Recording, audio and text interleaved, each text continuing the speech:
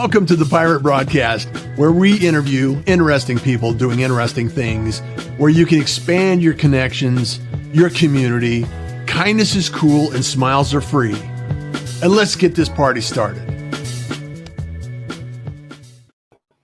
And it's a beautiful day for a beautiful day. I think that's just me. I don't know about you, but we have an amazing guest and a brand new pirate in the room. Alex, welcome to the party. Permission to come aboard, sir.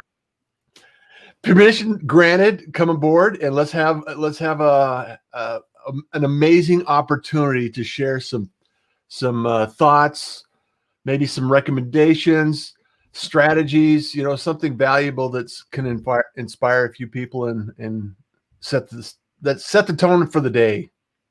What do you think? I think that's a great idea. I think, we chatted just briefly offline, and it's challenging times in this country. It's challenging times worldwide, but there are things we can all do as human beings and as professionals to move the ball forward in a positive way, I think. Well, the reality is that we all have a choice when we wake up. It's like, okay, I wake up with gratitude. There's a lot of things that we can always look at and say, coulda, shoulda, woulda. Yeah. And with that attitude, it's not a very positive one. And so if you have gratitude for the things that you have in your life, not the things that are left out of your life, and you appreciate the things that we can actually do with our skills, our life, our experience, share some inspiration with other people saying, this guy's just a normal guy. If he can do it, I can do it.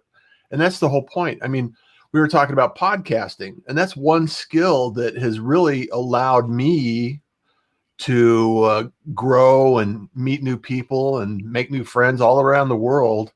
And I think that maybe you have some insight to that because you've been podcasting, before tin cans were invented. Right? Definitely, yeah. Dixie cups and string. I remember I was doing it in 2006, believe it or not, back when. I mean, you should have seen the rig, Russ. I had to patch together to get interviews on the phone, and half the time it didn't work. And people are like, podcast? What's a podcast? People still kind of do that to a degree, but not nearly as much. Now it's becoming like the old thing 10 years ago was, will you read my blog? Now it's, will you listen to my podcast? But podcasting has been a great equalizer, I think, in many ways. Now by profession, I'm a public relations consultant, and I have a small agency here in Kansas City, Missouri. And I have used podcasting not only to help my clients I've even created shows for clients to talk about what they do. I had a guy who was part of the rollout for ACA a few years ago, and he wanted to do a show that answered people's questions because it was a very Byzantine deal. And the show started doing so well, they took it to a live streaming, took it out of my hands and put it into a live streaming thing, much like your setup, which is much more professional and top line. And he was very successful in pulling people in because he could reach them directly. He could cut through the clutter. He wasn't relying upon the news media. He was his own news media. So I think as a podcaster myself, I have two shows right now. One of them has been around since 2016. It's called Mysterious Goings On, and it's about creativity. I'm a writer on the side about writing. I interview authors and creative people like yourself in all walks of life. And then the other show was PR After Hours, which is kind of like a after hours vibe where business people like ourselves, marketers, PR people, entrepreneurs kind of sit around and have a quick 20-minute chat over a drink or a cup of coffee and share information. So I love how podcasting has made that possible.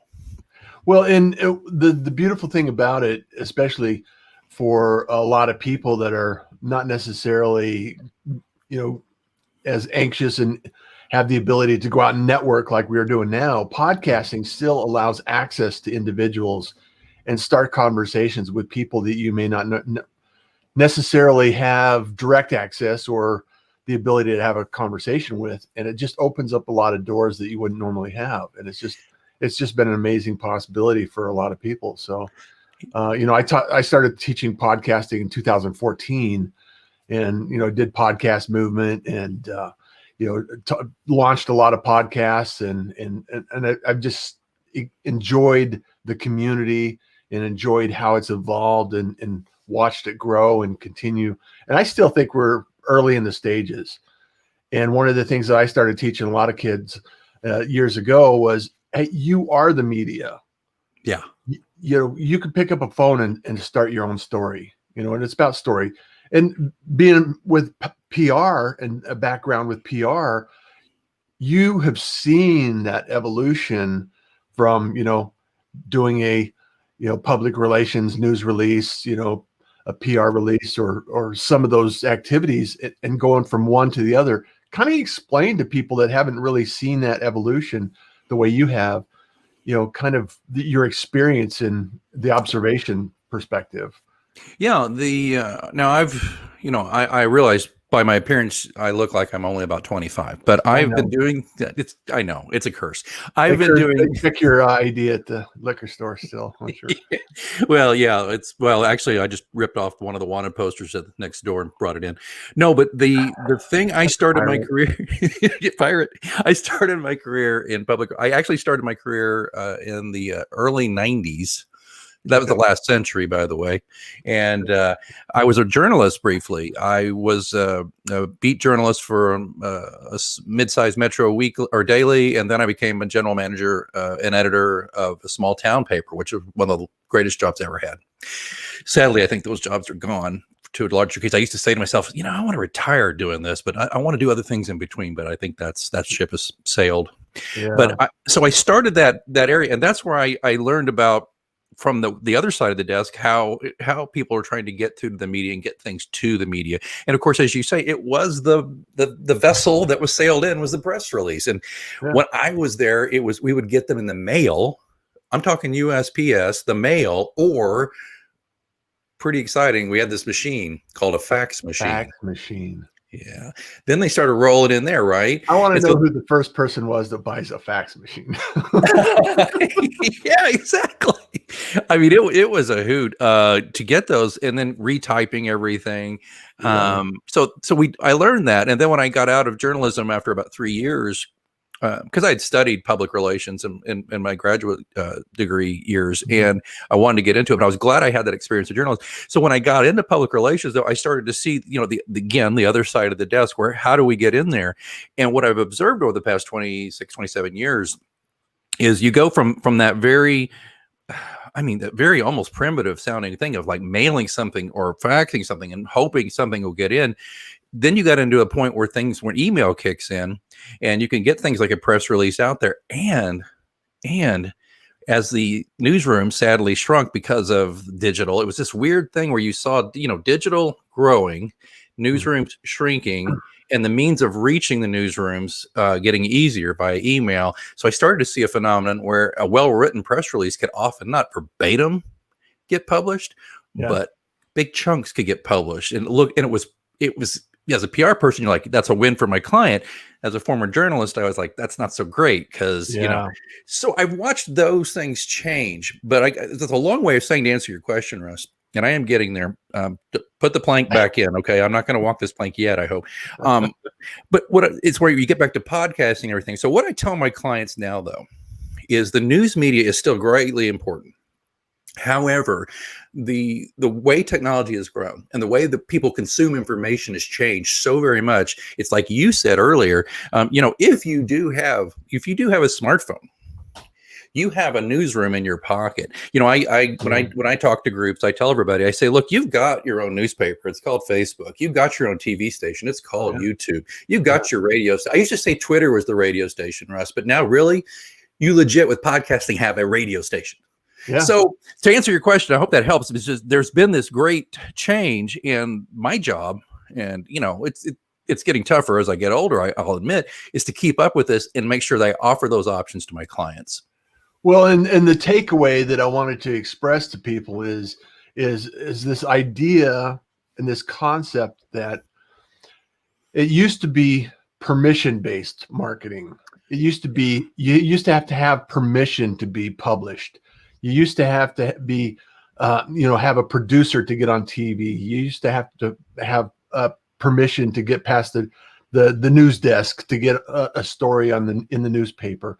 All of these things were limitations to a lot of business owners that, seemed like a big obstacle. And now we're so used to just posting something that I don't think a lot of people realize how big of an impact that actually makes.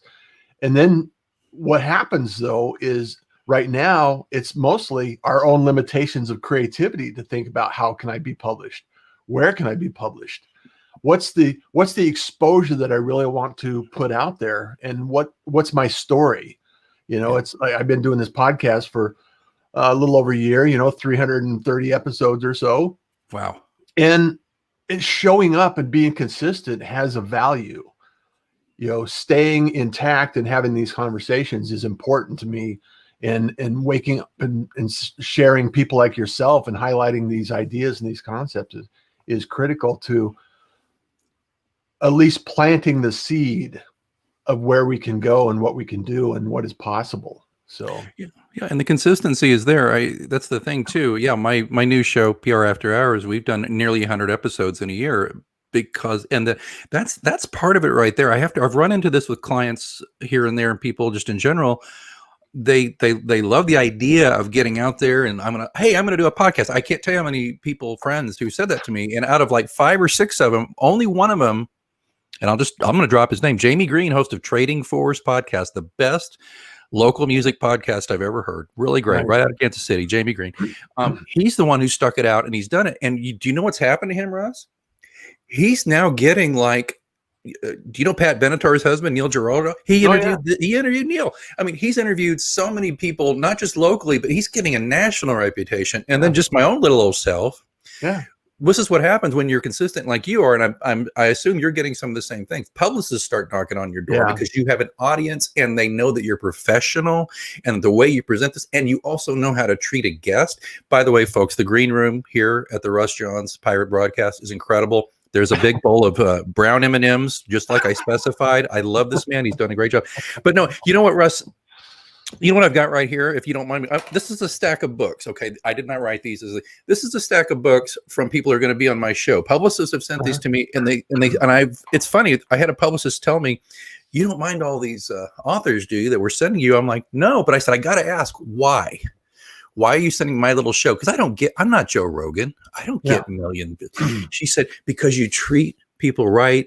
People get on your show and they can tell their story the way they want to tell it, and you guide it, and it's professional." So that gets back, I think, to what you're saying, Russ, which is, and I tell my clients this all the time, you don't need me as a PR guy to do everything for you anymore in that regard. Here's where I think I have some value, and this is where I think you have some value, Russ.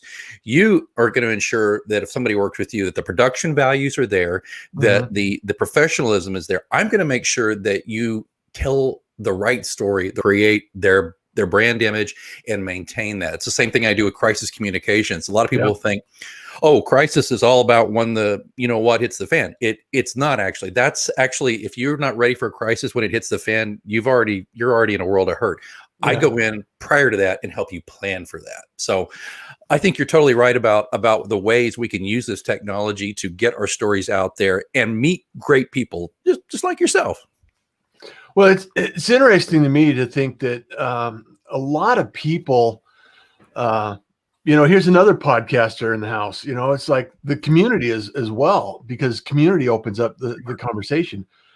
So Mark LaCour, he runs the oil and gas OGGN network of podcasts, and I know his podcast is getting ready to hit the over 1 million downloads. Wow.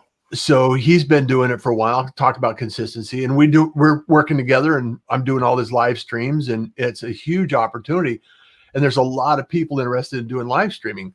And another one that's been consistent is Gabriel. Gabriel has been on the show. He's taking it off, and he's doing a consistent show every single night. He's got an amazing community that he's building out and doing some great work with, and having conversations and hard conversations, not just simple conversations. He's going in deep and having this community actually take off and really grow. And it's just amazing to watch him grow. And then, business owners like Howard Kaufman, curious on your point of view of Clubhouse and future potential. Hold that thought, Howard. I got some thoughts on that. So, there's, Jenica, days of waiting around the fax machine and press release. Oh, a fellow traveler. I love it. Yes. Days gone by. I had my 8 tracks. Mary Ellen Shea. It's there. Hey, I have earned these wrinkles. I have earned these, this gray hair. I've lived fully. So Lori J. Scott is here. Wow. Mark LaCour, congratulations. Huge. Love to have Alex as a guest on our HSE show. I don't know, man. I'm going to use it all up here. You may not want me after this one. It's the same. I'll talk to it, Mark. Don't worry. We'll get you covered. So, but the reality is, and I don't want to just diminish anybody's challenges from where we are right now, because there's a lot of challenges, and I'm not going to diminish that. However, I think when people look for disappointment, they're going to find more disappointment. When they look for opportunities, they're going to find more opportunities. And the challenges that we have is deciding on which opportunity do we want to take ownership of. It's like, okay, am I going to take responsibility for my future and grow this thing and be consistent and show up and have conversations and help people out? Because when we add value, it always seems to return. And that's been my experience. That's my personal experience. I don't know about anyone else, but well, could I ask you a question, Russ? Absolutely. You've been doing this show about a year, you say, and I know you've been doing similar stuff your whole career, but I just want to ask you the dark midnight of the soul question for people like you and me who have shows. Now this is a daily show, correct? This not 5 days a week. 5 days a week. Okay. My shows, I'm recording a couple or 3 days a week for 2 days of shows. So I don't go live, and I don't do, thankfully, because I have a face for radio, so I stay with that. I don't go video really. People have asked me to go into that. I'm not sure I'm there. I'm gonna have to talk to you about that, but that's another subject. Sure. But when you were early on, when you're getting going on this thing, did you wake up? And now you tell me, you wake up in the morning and you choose to be positive and you choose, but did you ever have those days where you looked at you wake up, you look at your phone, whatever, and you go, oh yeah, I've got 4 interviews to do today. And, oh man, I don't know if I've read up enough. I don't know if I can do this. Were you doubting yourself ever? Or were you completely like, no, Alex, dude, I view it as an opportunity. I was always 100%. I just love to know how you took it, because I'm not going to lie to you. I had a few days here and there where I was a victim of my own success. I had too many people to interview and and I just kind of like, I just don't know if I have enough gas in the tank to do it. So just curious. That's a great question, and thanks for asking it, because one of the things that I have to share with individuals, this last year, I lost my dad. The same day we had his ceremony, I broke my hip. I had surgery the following day. I drove back to Arizona the following day. I had a show on Monday. Oh, there's not a time, if you do it long enough, that you're going to say, wow, I just want to put it on pause. I just want to take 2 weeks off and do nothing at all and relax. Because what's happened for myself, Alex, is kind of unique, because I love being on LinkedIn. I love engaging. I'm a community builder by, nature. And I love making connections and introducing people and doing these things. And what's happened is, because of the show and because of these conversations, my business has grown. I do media and marketing and content creation, and I do some other things as far as project management and managing things for other people and other clients. And at some point in time, you get these days where it's just so hectic that you're just saying, can I put it on pause? Yeah. And the other side is that, you got to look at the ups as they're temporary, and you have to look at the downs as temporary. It's almost stoic kind of, it's like minimalist, and stoic is kind of my mindset. It's like, okay, let's be positive about it. This is temporary. We're going to, tomorrow's another day. Just take a break, take a pause, take a walk, whatever it takes. And so, yeah, it does happen, and it's temporary. You power through. I like that. Yeah. Quick anecdote. When I started my career in public relations, I was in Oklahoma City at the University of Oklahoma Health Sciences Center. And April 19th, 1995, a mile away, a terrorist blew up a federal building and hundreds of people killed. We were at the hospital complex at the Health Sciences Center. I was a junior PR guy. And that set forth over a year of just steady adrenaline, because it wasn't just the event, the horrific event itself, but it was the media descending upon the place for over a year. And it just became this grind.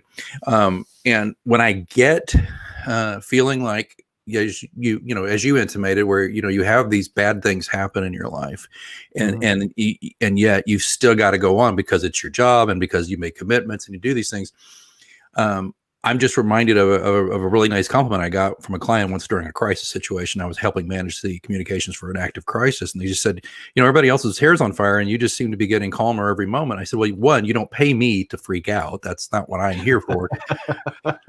But two, I said, and said, please don't get me wrong. This is a very important situation. But after what I saw in 1995, it just pales in comparison. I didn't say it quite that way to them. I just said, I've seen things that but inside, that's what I'm thinking. Yeah. So when I roll out of bed and I'm on my pity pot about something like, oh gosh, I got 4 people interview and I got this and I got a proposal to get out the door, and and I got to get my kid to the dentist and there's a pandemic and all that. I try to remind myself, you've been through a lot worse, and you've shown resiliency. Then show that, draw on that well now. Just find those experiences within you and draw upon that. Sounds like that's what you do. It's obvious that's what you do, and that's what I try to do. Yeah. Well, and we all have our journey, and the best part about it though is, if it doesn't kill us, we call it experience, and our experience is the fabric of our life, and we're every chapter is like a page in the book of life. It's everything we do is we're just writing it down. We're going through the process. Ultimately, we have stories to tell. And like we were talking before the show, I'm so glad that the first 40 years of my life wasn't digital, and I've damaged every part of my body at some point in time, and now I feel like, okay, when those aches and pains come along, it's like I have lived, I have lived fully in a lot of cases, and it's really about how much can I fill into my life, and how much can I do and help and provide and nourish others around me, and make sure that things are going well in that moment, to the best of my ability. And it's really about, like I said, going back to adding value. It's just like, what can I do? How can I help? I love that attitude. I'm in my 50s now, and I don't like to admit that to anybody here, but I just did it here. And I think it's an important step, and I made it in front of all of you folks. It's a tell. Making progress, Alex. But I'm working on that, but I'll tell you, I get this every now and then. And back when I had my agency was brick and mortar, I had a lot of interns come in, and I loved helping these young people get their career started. I'm still very good friends with several of them, at least a dozen folks, but very good friends with them. But I got an email the other day. I've gone virtual, of course, because of the pandemic, but prior to that, just because why pay rent anymore, right? But anyway, that's another story. But I got it. It's a young person who graduated University of Kansas. She's working this. She wants to get into PR. She saw that I was in crisis. She wants to learn about crisis communication, the whole bit, and I just said, and she's all like, do you have a job for me? Obviously. And I was like, well, I don't, but if you want to take 15 or 20 minutes, I'll get on a Zoom with you and let's talk about why you don't have a LinkedIn profile right now and how we need to fix that. And maybe there's some things I can do. And maybe after talking to you, I'll put you in my memory file for when something comes across my desk. And you know what? I think it's my job to do that. I think it's our job to do that as people of this age, of a certain age. I think there's it sounds almost like a kind of a cliche, pay it forward and all that. But, there were people in my life back when I was sitting by the fax machine who took chances on me and gave me opportunities and, helped me be the guy I turned out to be. So I just think that's an important thing. And I don't think any of us should ever be too busy to help the next generation get going. Yeah. No, it's really a matter of, loving in humanity. It's one thing you give away and it just creates more. It's just like, okay, if you love what you're doing and you love the people that you're doing it with, and you love and appreciate where you are in life, and you design your day to enjoy and appreciate those things, it just seems to go so much easier. It removes the friction from where you're headed, and it just removes the challenges of things that go wrong, because things are Right. going to go wrong. They're always going to go, upside down or sideways, or unexpected things are going to take place. And when you're enjoying what you do, for the most part, 99% of the time, it just flows, and it just really makes life a lot easier. And I think a lot of people get wrapped around the axle about how, oh, I gotta get up and go to work. It's like, it's like, if you can't find something that you love to do, find out how to love what you do. Nice. It's really that simple. And it's just like, find something about that you enjoy and appreciate. And it's not always easy, and it's challenging, and it's something that we all have to work on constantly. And that's the whole thing called life. It's like an instrument. You practice it. You wake up, you practice it. It's like, okay, many of us may not necessarily master the instrument. However, we'll master the journey, and we'll get to where we need to be, and just keep trying.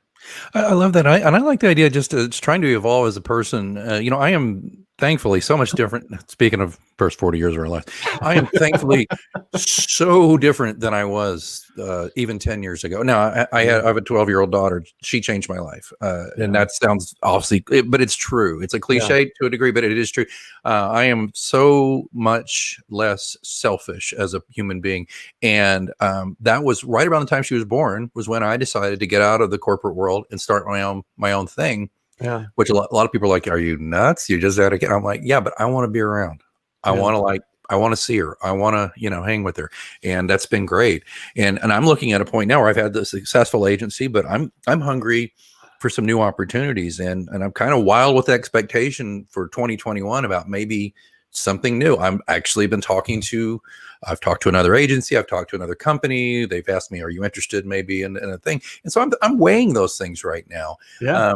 But I'm not, you know what, Russ? I'm also glad at this age, I think you're the same way, is that we're at a point where it's like, we don't necessarily just go spontaneously leap on something. We can think about it. We can process it. We can say, okay, does this align with my values as a professional? Is this the kind of work I want to do? Am I going to have the Sunday night blues every Sunday night because I have to go to work Monday? These are some things that are very important to me, particularly when I've been my own boss for 11 years, But I'm excited about prospects. I'm excited about continuing to grow. I'll just say one last thing about just this thing here too is I can't believe I've gotten to a point during this pandemic where to get out of the house, I have a nature place not too far, about 1.5 miles from the house. And then you can walk for miles of trails.